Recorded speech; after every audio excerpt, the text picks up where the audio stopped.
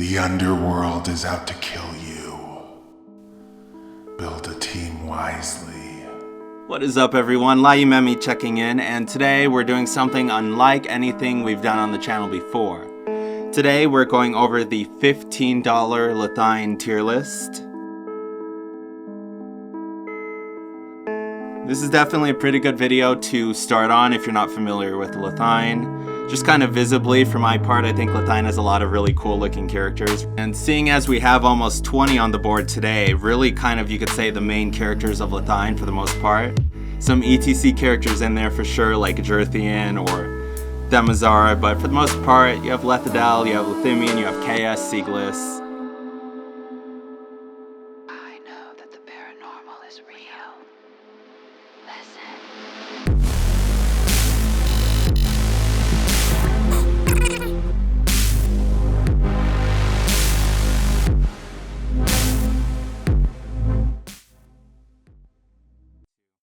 So yeah, I mean, really, this is a great starting point if this kind of interests you a little bit, these characters in this series. We're going to end up doing 4 parts in this series. We're going to do the $5 section, the $4 section, the $3 section, the $2 section. Pretty straightforward. Kind of what you guessed just by looking at the tiers, I guess. Today in specific, I'm going to go over the $2 tiers, and then we'll work our way up. So after this, next video will be the $3 tier, $4, and then y'all can count, so. And this tier in specific should be a little extra interesting. Once you get to the $3 tier and above, you start getting into your actual fighters, I guess would be the way to put it.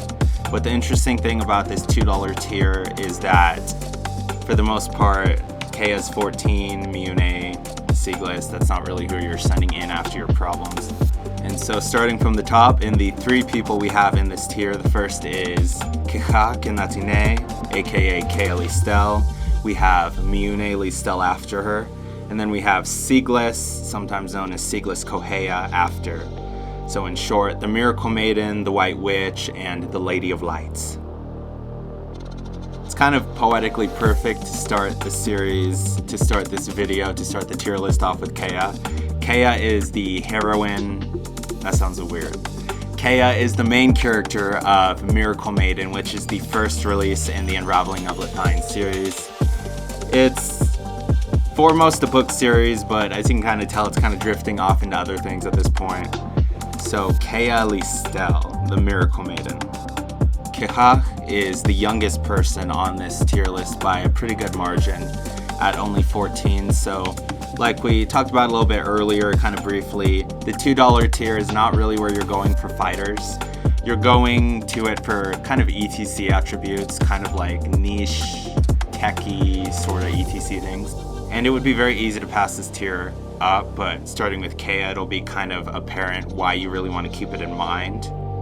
So Kea Listel. The first and biggest thing, I think, when it comes to Kea as to why you might want to keep her in mind, as if you have $2 left, just go snag her instead of taking, instead of taking like a $5 option, just take a $3 in Kea. The first thing with Kea is, and you can kind of tell, her eyes are a little interesting compared to everyone else on the tier list. You see like Lathine in the top left, he has green eyes, Teofun, way left of $4 brown eyes, Lathimian's very light blue, Frefrem's blue, etc, etc. Kea has like a pure silver as her eye color. And this is kind of leading way to what I'm getting at here, and the first thing being she has genuine night vision. She was raised in the dark. You merely adopted the dark. I was born in it. That's for the most part all she's ever known. It wasn't until the opening of Miracle Maiden that she ever actually saw sunlight. So when it comes to the dark, Kea is molded by it. Second to none. Nobody can sneak up on her in the dark. And if your squad is moving around At night. Kea is really good to have because she can just see and give you kind of this field of view that nobody else can. On top of that, the second thing is Kea is, of course, the Miracle Maiden herself, deemed by many as the Antichrist of the world of Lathine. She definitely have some words about deeming her that, but she is all the same. Nothing but lies. Lies. Lies. Lies. Lies. Lies. She has a familiarity with spirits and demons that nobody else does. She will catch on to things in a way that nobody else can. You kind of think of it almost like a spider sense in a way.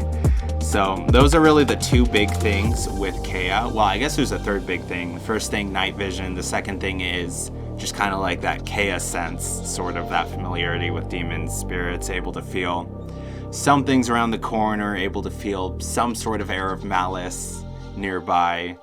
Very, very valuable there. The third thing is, of course, Kea is well-mannered, she's quiet, she's shy. This is one of those things you really have to keep in mind with roster construction. Let's take like Loshki, Mermadak, Alvim, like big, strong, literally 7-footers, or pretty close in some of their cases. It's going to be little difficult to make allies, to really be able to get lodging into fortified places you wouldn't normally be able to. For the most part, a lot of people are going to be a little intimidated by Loshki, Mermadak, Alvim, a lot so really. The good thing about Kechach, Miyune, Siglis is that they're not scaring anyone. Vertag is another instance of that, kind of Lathine. So if you want to take a very non-fighting approach, if you just kind of want to gain allies, find safe places to stay, things of that sort, Kea, Miyune, Siglis, very, very strong options in that regard. And that's really the third thing that Kea helps you with, is the fact that she's 14, she's very small, she makes you look sympathetic. So keep that in mind for sure, as the cherry on top to why you might want to think about taking Kea as your last pick, or one of your picks in general. After Kea is Miyune Listel. Come to us.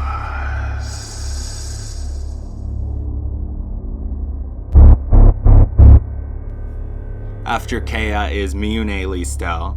So like I talked about, it's pretty poetic that Kea was the opening person to talk about on here. It's also pretty poetic that Miyune is the second person we talk about on this series. Kea is the main character of Miracle Maiden as the Miracle Maiden herself. And if you had to pick an adversary to say that she's going against, I guess you'd kind of say Miyune. In a way, it's complicated. But Kea, Miyune, a little too poetic. So when it comes to Miyune, a lot of the things, well, the final thing we talked about with Kea in making allies and being sympathetic, that is really Miyune's strong point here. More than anyone else on this entire tier list, Miyune is able to make use of social skills and charm to work her way into situations that nobody else really could. As really like a foregone conclusion, I would say, as just kind of a given if you want to take a non-fighting approach, which is, I mean, kind of what you take someone from the $2 tier for. If you want to hardcore commit to a non-fighting approach, I feel like Miyune is the first person you have to take, just because her social skills, she works her way into so many situations. Nobody's probably going to be able to make you allies quite like Miyune can. Even like Lathine, for example, very, very charming, very, very good at working his way into situations as well. There's always the downside of guys in very good shape, guys completely armored. So Miyune, again, has that advantage of looking a lot less scary, significantly more sympathetic. I mean, Kea is not really calling her the White Witch for nothing. That's really Miyune's whole kind of battle plan, really, is to kind of be like this enchantress of a witch, of working her way into situations. And if there's one thing Miracle Maiden shows, it's that she's very, very good at doing that. Siglis rounds out the $2 tier.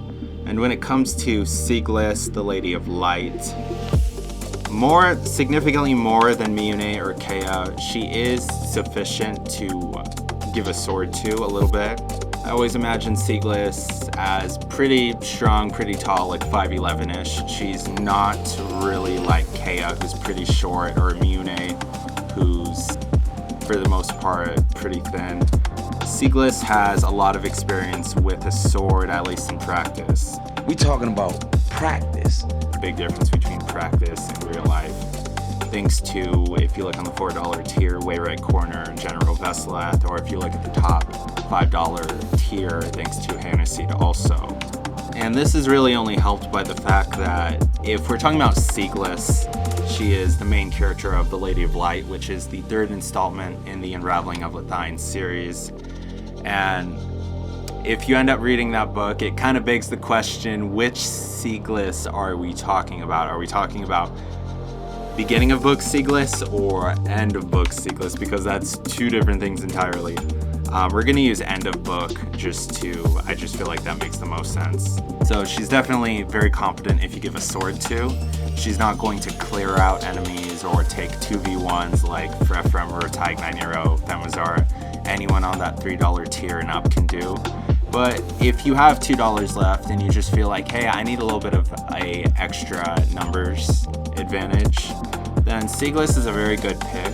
A lot of situations where she can actually genuinely be useful in, and whereas she's not going to quote unquote charm her way into situations that Mune can, she still is a very good socializer. And if you try to take like a soft sort of non-combat approach, if you don't end up taking Mune or Kea, but you kind of take like Rurtag, Lathine, Lethadel, Kelmarin, some options that might be able to help you get into some pretty good friend circles.